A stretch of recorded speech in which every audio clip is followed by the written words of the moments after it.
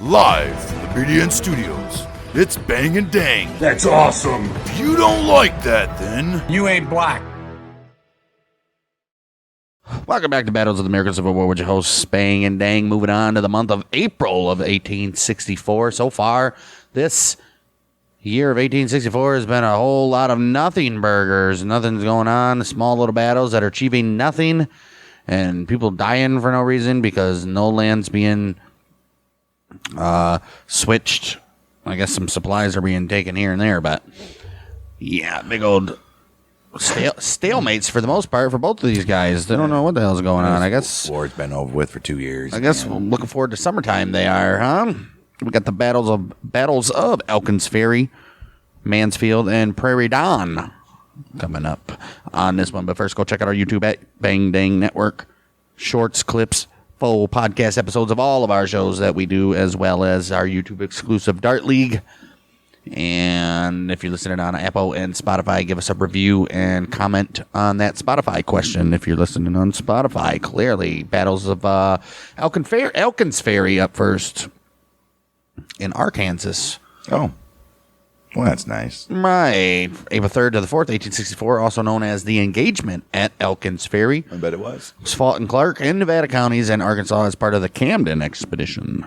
Major General Frederick Steele had the 3rd Division of the 7th Army Corps of the Union and 2 cavalry brigades, which is about 8,500 men. And whereas Brigadier General John Marmaduke, I haven't heard his name in quite some time, maybe we have, I don't know, had 3 cavalry brigades, which is about 7,500 men under his command. Nice. During the Camden Expedition, federal forces had to ford the Little Missouri River because all the bridges were impassable. Oh, poor guys. With all the bridges across the river destroyed. Fording is dangerous. Yes, it is. With all the bridges across the river destroyed, Steele ordered Brigadier General Frederick Solomon, commanding the 3rd Division, to take and hold a ford known as Elkin's Ferry on the afternoon of April 2nd, 1864. 43rd Indiana was tasked with the objective, supported by elements of the 36th Iowa and 2nd Missouri Light Artillery. That Iowa was the infantry, by the way. All right. Following a forced march, the 43rd arrived at the crossing after dark, crossed the river, set up defensive positions while waiting the arrest of Steele's army. I mean, it was said after dark that evening, no shit. Right. After dark that morning, opposing the federal advance was a division of 3 cavalry brigades under Marmaduke, which is about 7,500 troopers, like I said. Marmaduke ordered Brigadier General Joseph Shelby to attack the 43rd and take back the ford. Ooh. Federal Colonel William McLean states what happened next, and it's a lengthy one. The day after my arrival, which was April 3rd, 1864, occasional firing along my picket lines and skirmishing in front convinced me that the enemy were on the alert, either for the purpose of watching the movements of the army, of which my brigade constituted the advance, or, if possible, by a direct attack upon me in overwhelming numbers to cut me off before reinforcements could be obtained from across the river.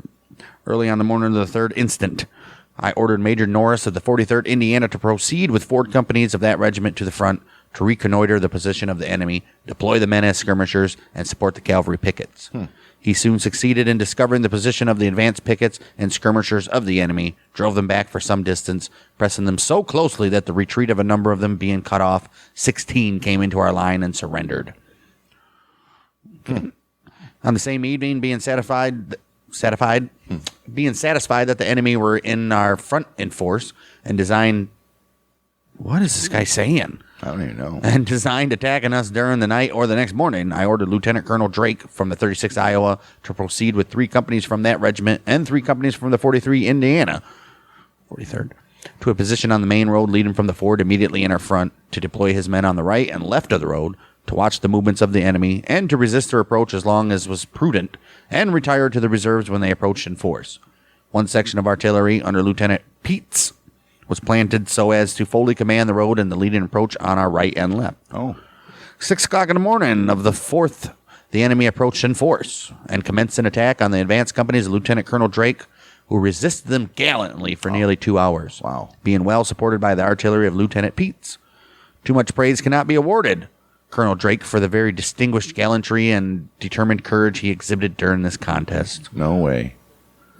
The capture by his forces early in the morning of a rebel lieutenant, an aide-de-camp of General Marmaduke, confirmed me in the belief that the general was near in person with a large portion of his division. Oh, well, obviously, if his aide-de-camp's there, he's got to be around, right? After a very lively skirmish of nearly 2 hours, the enemy, having discovered the position of our battery and replying to it vigorously with 4 pieces of artillery, our pickets and advanced skirmishers were driven back on the left upon their infantry reserves, while upon the right they maintained their position. The enemy, since ascertained to be General Cap... I don't think he says this. Maybe he does, right? The enemy, under General Cabell, charged with a yell upon our left for the purpose of flanking us and capturing our battery. Their approach from the cover of the timber was met gallantly by 2 or 3 well-directed volleys from the 36th Iowa. Immediately after the charge and repulse of the enemy, the reinforcement sent by me arrived, consisting of the 29th Iowa Infantry and the 9th Wisconsin Infantry of Brigadier General Rice's brigade. But before they were put in position by him, the enemy withdrew. Not, however, until a grape shot from the batter had inflicted a slight wound upon the general's head, from the effect of which, I am gratified to say, he recovered. Oh, wow. Wow, well, let's take a look at losses. Both sides. They were light. 18 Confederate soldiers moited, 50 wounded. 30 Union soldiers wounded. We don't know how many murdered, I guess none.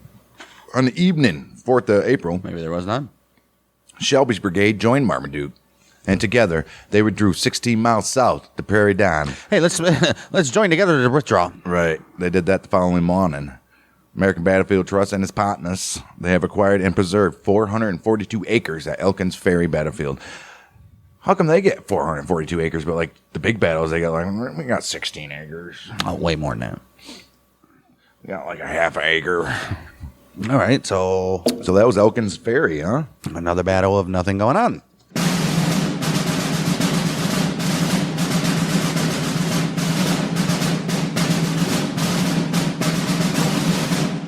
Next up, the Battle of Mansfield, also known as the Battle of Sabine Crossroads, April 8th, 1864 in Louisiana, formed part of the Red River Campaign when Union forces were attempting to occupy the Louisiana state capital, Shreveport. During the second half of March of 1864, a combined force from the Union Army of the Gulf and Navy led by Major General Nathaniel Banks, supported by Admiral David Porter's fleet of gunboats, ascended the Red River with the goal of defeating the Confederate forces in Louisiana and capturing Shreveport. Right. Fantastic. 1st of April, Union forces occupied Grand Euchre and Natchitoches, while the accompanying gunboat fleet with a portion of the infantry continued up the river. The main force followed the road inland toward Mansfield, where Banks knew his opponent was concentrating.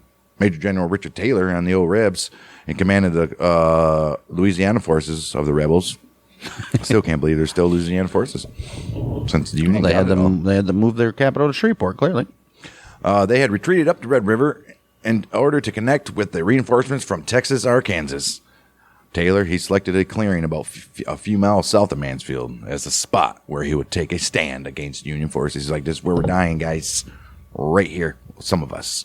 Not me. I'm going to get away on my horse. I'll watch from a hilltop. Right. Sending his cavalry to harass the Union vanguard as it approached. Taylor called his infantry divisions forward. Get ready, boys. Rebel yell. Morning of April 8th found Banks' army stretched out along a single road through the woods between Natchitoches and Mansfield. When the cavalry at the front of the column found that the Confederates were taking a strong position along the edge of a clearing, they stopped and called for infantry support. Right. Riding to the front, Banks decided that he would fight Taylor at that spot. Damn, both of them guys, imagine they just came out and was like, and he ordered all his infantry to hurry up the road. It became a race to see which side could bring its forces to the front first. Oh, damn. All right.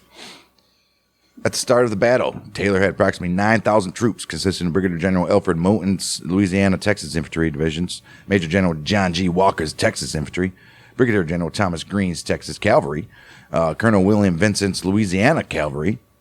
He had also called on 5,000 men in divisions of Brigadier General Thomas Churchill, Brigadier General Mosby Parsons, that they had been encamped near Keechee, between Mansfield and Shreveport, supposedly. Yeah, so I give him an extra $5,000. He had 7,500 already, that was the last battle. Right. These troops arrived late in the afternoon after the battle had commenced. Okay. Well, he had 9,000 of the ones that he had, and then called another 5, so they got 14 altogether. Well, they didn't get there till the battle was over. Right. Oh, we got eyewitnesses? Eyewitness accounts indicate that there were additional Louisiana men in the ranks. This included paroled soldiers from units that had surrendered at Vicksburg, including many members of the Company B of the 17th Louisiana Regiment, the Sabine Rebels. So once you're like paroled, once you're seen again, you're like shot on sight, right? I think it's a death sentence, right? Right. It said you will not take up arms against us if we let you go. That's the condition. I believe so. Then you're dead. Historian Gary Joyner claimed that there may have been from several hundred to several thousand of them. The Confederate governor of Louisiana, Henry Watkins Allen, had organized 2 battalions of the State Guard and brought them to Taylor's aid. Yet the documentary record is unclear as to what role they played in the battle. Joseph Blessington, a soldier in Walker's division, wrote that the Louisiana militia, under command of Governor Allen, was held in reserve in case of an emergency. Yeah, just there. In addition, Blessington wrote that from the surrounding communities, quote unquote, old men shouldered their muskets and came to our assistance. Aw, Got a lot of, yeah. They're like, screw you, rebel, or Yankees. You damn Yanks. At the start of the battle, Union forces consisted of cavalry division commanded by Brigadier General Albert Lee, consisting of about 35 hundo, and the 4th Division of the 8th Corps, commanded by Colonel William J. Landrum, consisting of approximately 2,500 men. During the battle, 3rd Division of the 8th Corps, commanded by General Robert Cameron, he arrived with approximately 1,500 men. Battle ended when the pursuing Confederates met the 1st Division of the 19th Corps, commanded by Brigadier General William H. Emory. He had about 5,000 men, including the 47th Pennsylvania Infantry, the only regiment from the Keystone State to fight in the Union's 1864 Red River Campaign. Oh, look at that. Thomas E. G. Ransom commanded the 8th Corps during the engagement, while the 19th Corps was commanded by, you guessed it, William B. Franklin. Right, Willie. During the morning, Taylor positioned Mouton's division, were the rebels, on the east side of the clearing. Walker's division arrived in the afternoon and formed on Mouton's right. As Green's cavalry, don't know why that's not highlighted, as Green's cavalry fell back from the advancing Union forces, 2 brigades moved to Mouton's flank and the 3rd to Walker's. The Arkansas division arrived around 3:30 p.m., but was sent to watch a road to the east. So you guys just go watch the road. Right. The Missouri division did not arrive until about 6 p.m. after the battle was fought. We know. Yep, we knew that. About noon, Union Cavalry Division, supported by 1 infantry brigade of Landrum's division, was deployed across a small hill at the south end of the clearing. Shortly thereafter, the other brigade of Landrum's division arrived. Cameron's division was on its way, but would not get there until the battle had already begun. Jeez, what's up with these guys? Right. For about 2 hours, 2 sides faced each other across the clearing as Banks waited for more of his troops to arrive, and Taylor arranged his men. Can you imagine that? They're just watching these guys. You can hear each other talk probably. You're probably about 300-400 yards away, I bet. At that very point, Taylor enjoyed a numerical advantage over Banks. At about 4 p.m., the Confederates surged forward. When you have that, just go. Said it's on now. Just on the go. east side of the road, Mouton was killed. Oh, jeez. He's been in the war since the beginning. Wow. Done for now, huh? While several of his regimental commanders were hit as well, and the charge of his division was repulsed, I would assume.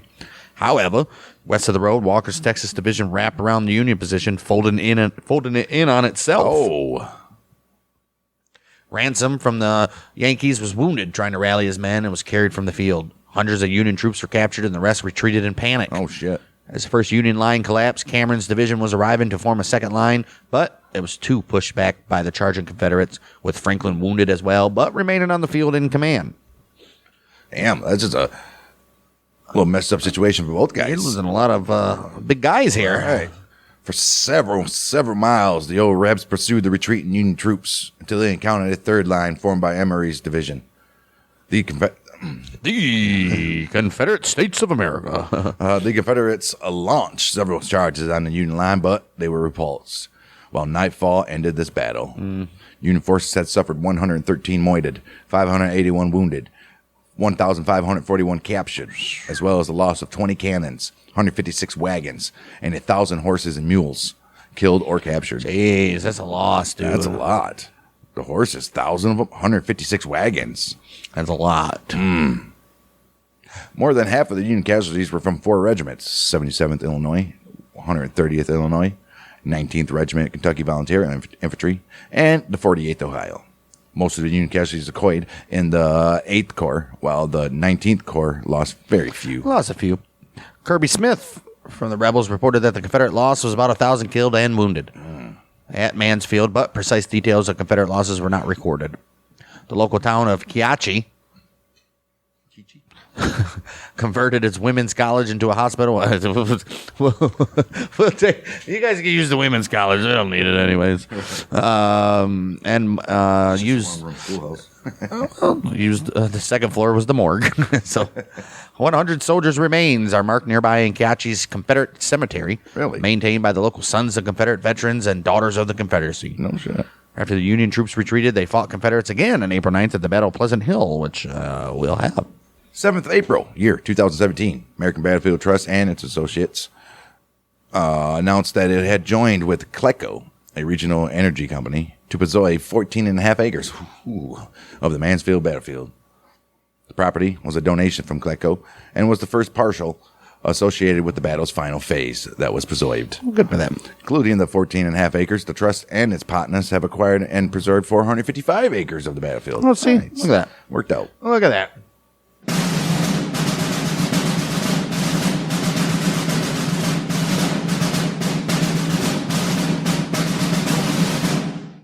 Leads us into our last battle of the day, the Battle of Praire D'ane. The Battle of Praire D'ane, which is also known as the Skirmish at Praire D'ane. Right. Battle of Gum Springs, or the Battle of Moscow. Ooh, aye. It was fought April 9th through the 13th in present-day Nevada County, Arkansas, as part of the Camden Expedition, a little continuation of the first battle we had here. Praire D'ane, French for donkey meadow, donkey, was a prominent topographical feature in southwest Arkansas, consisting of an open prairie 20 miles square. No shit. Surrounded on all sides primarily by dense pine forest. Wow. That's it was like a ready-made battlefield. Right. 1864, it was a well-known landmark some 100 miles southwest of Little Rock. Right. Prairie was a crossroads. To the west lay Washington, the Confederate capital of Arkansas. Washington, Arkansas, right? Since their abandonment of Little Rock in September of 1863. To the east lay the heavily fortified city of Camden, where many Confederate troops were headquartered. To the south of Praire D'ane lay the strategic Red River, with Shreveport, Louisiana, right beyond that. Oh, man, there's a little Confederate hotbed right there. Yeah, huh? nice. The United States Army captured Little Rock on the 10th of September, 1863. They sure did. Union forces marched into the city. The old Rebs hastily gathered up their official state documents and moved their seat of government to Washington. In the retreat to the southwest, the old Rebs constructed defensive works at the several points along the old military road, running from Benton to Arkadelphia. A Confederate defeat on the Prairie would lay open the route to Washington for the Federal Army. But Praire D'ane posed a difficult defensive problem for the Rebs. Why? On the one hand, its wide open plain offered good fields of fire for defending artillery batteries. On the other hand, the same open country offered an attacking force plenty of space to do the same. Right. Or to maneuver and outflank the defenders in their fixed entrenchments. All right, because they cannot go nowhere. Right. Most of the heavy rebel defensive barriers erected along the route from Little Rock to Praire D'ane had been built by slave labor, of course. Right. Roving groups of rebel guerrilla cavalry, meanwhile, were dispatched to harass federal forces along their line of march from Little Rock. Oh, got a harassment group out there. Defending the old Rebs forces engaged in the battle were under the overall command of Major General Sterling Price. Well, Sterling Price. And consisted primarily of Arkansas and Missouri Confederate mounted regiments, and also some Arkansas state troops. They are comprising 3 cavalry divisions commanded by General James Fagan, General John Marmaduke, and General Samuel Maxipad. Right. The 3 divisions of infantry and dismounted cavalry, commanded by Generals John Walker, Thomas Churchill, and Mosby Parsons. Yep. There they are. They're there. They also had their supporting artillery, which had been dispatched by General Kirby Smith to Louisiana in opposing Union Major General Banks' thrust up the Red River towards Shreveport. All right. Many of the Arkansas state troops were conscripts, some of whom had served in previous campaigns, and they had deserted the ranks and were redrafted by Confederate press gangs. Jeez. What the hell?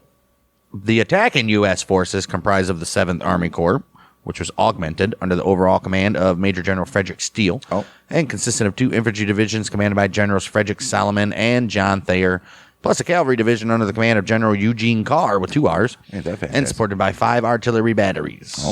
Right. Nice. Most of the attacking forces were troops from Iowa, Wisconsin, Indiana, Illinois, Ohio, Arkansas, Kansas.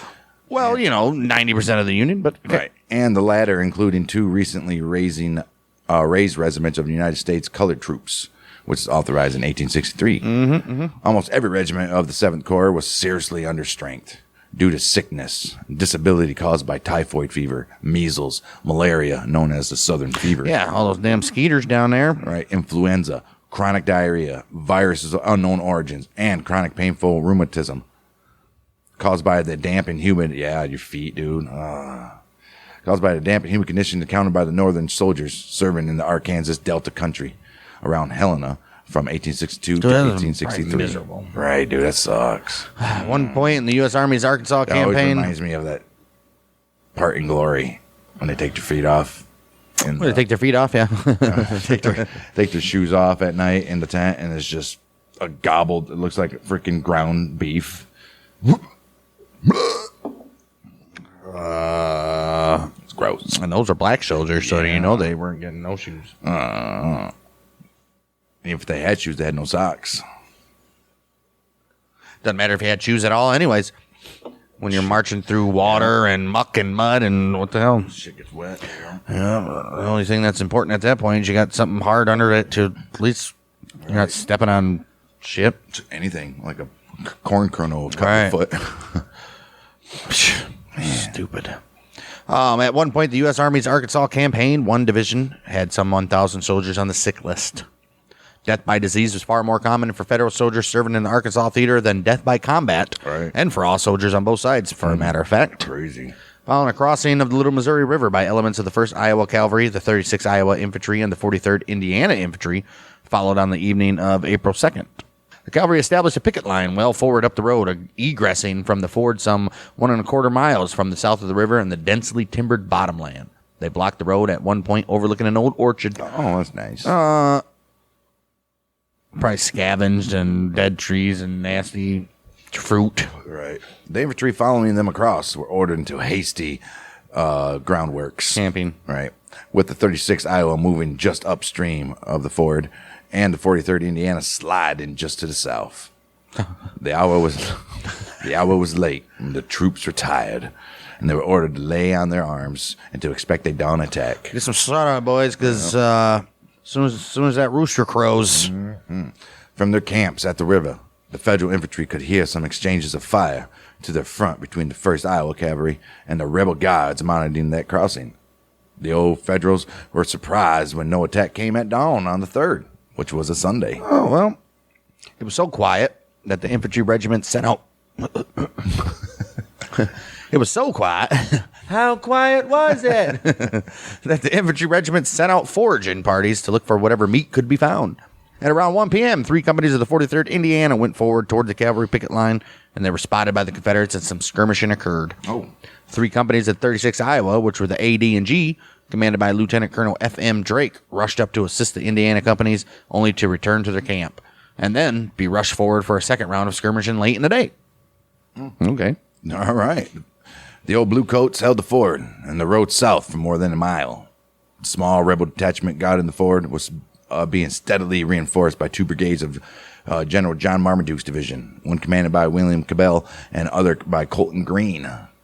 Some of these troops had marched all the way downriver from Antoine, where Steele had been expected to cross. And it was some time before Marmaduke himself arrived opposite the ford. At daylight, 4th of April, 1864, Green's and Cabell's brigades, some 12,000 strong, they assaulted that old blue coat picket line. Oh, well, Yankee Drake was sent forward again with the same 3 companies of the 36th Iowa, and also took 3 companies of the 43rd Indiana, which were E, H, and C. All right. As they advanced, they could see the troopers of the 1st Iowa Cavalry trying to hold their position. Good luck. Drake formed a battle line of his own just to the rear, and his 6 companies of infantry joined him. Companies D, G, and A of the 36th deployed to the right of the road, and companies E, H, and C of the 43rd Indiana deployed to the left on the other side of the road. Fantastic. The very dense timber provided excellent cover and concealment for the Union infantrymen. Drake, meanwhile, summoned a 2-gun section of Lieutenant Charles Peets' 2nd Missouri Artillery. He said, "Cross that ford and stand by for action on that road." Elsewhere, Colonel Charles Kittredge, Oh, new name. Good. with the remaining 7 companies of 36th Iowa, remained in reserve at the riverbank. Drake ordered the 1st Iowa troopers to send their mounts to the rear and to fall back, and get in line with the infantry, which order was promptly carried out. Oh, finally. Usually it's they ignored that order and they all died. Or they were late, or idiots. They stopped and had bugs. right. In order to get at Drake's command position in the timber, the old Rebs had to advance across an old orchard. And doing so in line of battle, they made easy targets of the Federal infantry. Yeah, I bet. They're like, look at that. Well, Drake's entire forward command consisted of less than 400 men, but they doggedly resisted the rebel incursion, repulsing 2 flanking maneuvers by Marmaduke early in the fight. Although McLean, the Federal brigade commander, ordered a general retreat to the riverbank, and while Kittredge withdrew his reserve companies, Drake thought the order inadvisable and told his 6 companies of infantry to stand fast. So we're going to sit here. Right. Over the next 2 hours, the Federals were driven back farther and farther toward the river. And Marmaduke brought up an artillery battery and raked the woods with grape shot to try to dislodge Drake. Oh. Drake ain't having it, though. He's like, we're staying here. Right, 10:30 a.m., Marmaduke sent a 3rd flanking force well to the left flank of 3 companies of the 43rd Indiana, which began to disintegrate. There it is. As the old Hoosiers ran to the rear, they crossed an open field and were scattered. Seeing the companies of the 43rd starting to give away, Colonel Kittredge got the 7 remaining companies of the 36th Iowa, B, C, E, F, H, I, and K. They got them into line of battle and advanced them until they reached the edge of the field. There, Kittredge placed his right flank next to Pete's battery and ordered his regiments to lie down behind a slight ridge in the field. Ooh, maybe surprise them, huh? Prepare to fire. Kittredge correctly assumed the rebels would charge across the field in an effort to capture Pete's guns. Right. When the rebels subsequently did just that, Kittredge ordered his men to stand up and fire. Yeah, they didn't even see him, which they did in volleys by company. The 36th Iowa had just been issued new Springfield 58 caliber rifled muskets before. Those rifles go a little bit further and more accurately. Yeah. They got those before departing Little Rock, and in this action, they used them to deadly effect. But they did. This heavy Federal musketry broke the back of Marmaduke, broke the back of the mountain of Marmaduke's flank attack, repulsing the rebels with serious losses that included the capture of rebel Lieutenant Fackler, Marmaduke's aide-de-camp. By this very time, Brigadier General Samuel Rice, he arrived at North Shore of the Little Missouri River with his entire 1st Brigade and more artillery. And more. Seeing this, old Marmaduke concluded they had insufficient numbers to stop the Federals from crossing Elkin's Ferry. He withdrew Cabell's and Green's brigades and marched southward toward Praire D'ane to join the main rebel army under Sterling Price. That very next day, Wait a minute. We're reading about Praire D'ane right now, but how did we have more information about Elkin's Ferry than in the one about Elkin's Ferry that we fucking wrote or did already? Right. What the hell? Wow. That very next day, the remainder of Steele's corps crossed the Little Mizzou on a pontoon bridge. Good for them. Augmented 2 days later by the arrival from Fort Smith of Brigadier General John Thayer's Frontier Division. They encamped a few days on the south side of the ford before marching south through a Little Mizzou bottom toward the Prairie. While Steele rested for a few days at the plantation home of the widow Cornelius, and probably banged her a couple times, He obtained valuable intelligence from wounded and dying Confederates being treated there about the strength of the Confederate units in front of them. Reconnoitering from there, Federals observed the extensive log and earth breastworks along the northern edge of the prairie. Marching south from Cornelius Plantation on the 10th of April, they encountered the line of battle and attacked with artillery, cavalry, and infantry skirmishers, eventually driving the line back about a mile before being checked by the Confederates. Confederates was like, hold up. Wait a minute here, boys. Skirmishing continued throughout the afternoon on the 11th of April. In a delay in action, the old Rebs fell back with the intention of mounting a stand further south to defend their capital at Washington, where they expected to receive reinforcements from Kirby Smith at Shreveport. Union 7th Corps had transported inadequate provisions. Finding little provender along the way. Provender? Probably provisions. The men had to march from Little Rock on half rations. Rations? They needed both animal forage and food for the soldiers. Yeah, I mean, you got to feed the animals. They're not going to pull wagons if they're weak. Steele's intelligence reports began to relay rumors that the Union forces under Banks that were converging on Shreveport had been repelled by Kirby Smith. Steele had doubted the wisdom of marching into southwest Arkansas to support what he thought was Banks's ill-conceived River Red campaign. ill-conceived Red River campaign. He had delayed leaving Little Rock until receiving a rather blunt direct order from General Ulysses S. Grant, who was his former West Point classmate. Oh. Now, deep in enemy territory, with his forces reduced to quarter rations, with little forage for his mules and horses, and struggling with muddy, rain-saturated roads, like I said earlier. I mean, your feet are constantly wet. Yeah. Steele grew increasingly doubtful of his ability to reach Shreveport. He's like, Right. this is not... Is it even white Our there? guys are going to die. Right.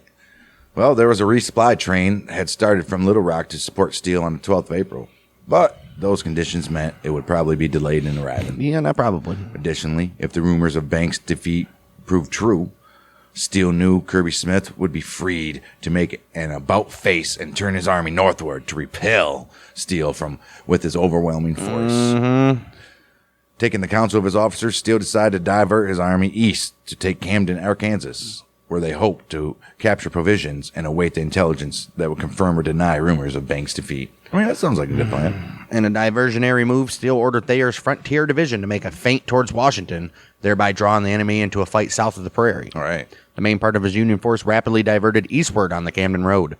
Thayer's action was quickly discovered, however, enticing the Confederates into a rearguard action at the hamlet of Moscow on the southeast edge of the Prairie. Steele's main force, meanwhile, proceeded into Camden and seized the city with minimal opposition. Oh. Good for them. All right. But they found meager supplies and learned that Banks had been defeated at the Red River. Oh, I guess he did. Indeed. Huh? Rumors were true. Mm-hmm. After suffering the loss of nearly 500 supply wagons. Oh my gosh, dude! They've lost so many supplies in these 1,200 two battles. mules and bitter and ferocious ambushes upon Union supply trains at Poison Springs on the 18th of April, and Mark Mills on the 25th of April. He's like, we lost 500 supply wagons, 1,200 mules, and all kinds of shit. Steele decided to retreat south of Arkansas in order to save his army. Steele's 7th Corps moved north from Camden on the early morning of 27th of April. Steele was pursued by the old Rebs all the way to the Saline River, south of Little Rock. The campaign ended with the Battle of Jenkins Ferry on the 29th and the 30th of April, year 1864. Coming up soon, the site of the battle, which is the Battle of Praire D'ane Historic Site, is listed on the National Register of Historic Places and is part of the Camden Expedition Site's National Historic Landmark. The American Battlefield Trust and its partners have acquired and preserved 811 acres of that battlefield. Fantastic. Awesome for them. Good for you guys. Awesome. 3 battles that, I mean, I guess. 3 battles that the Confederates badly needed. Right. They got All that kinds of shit they got, dude. mules and horses and supply trains. Holy schmolies. They made out. Right. Their morale is pretty high right They're now. saying the Union won that battle. I don't know how that. They're saying the Union won Elkin's Ferry and Praire D'ane. There's no way. Probably because the Rebs Lost the battlefield. they skirted. Mansfield, which was nothing, was an A-class battle, by the way. Right. Coming up next episode, we got the Battle of Pleasant Hill in Louisiana, the Battle of Fort Pillow in Tennessee, the Battle of Blair's Landing in Louisiana, and most likely the Battle of Salyersville in Kentucky. Maybe more. But we got some back and forth here. We got the Union and Confederates getting some stuff. Right. With that, go check out our YouTube at Bang Dang Network. You get this every Friday when it releases, just on the podcast network, as well as Outlaws and Gunslingers, Lee and Corey on the Case, and our exclusive YouTube Dart League.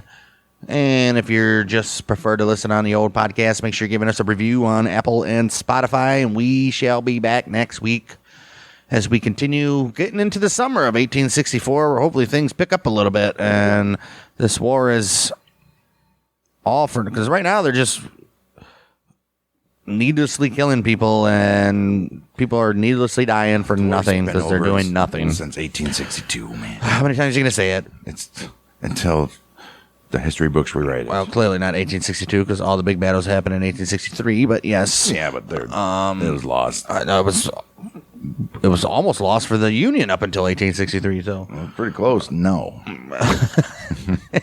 We'll be back next week for more battles of the American Civil War. We are the Bang, Michiganders with.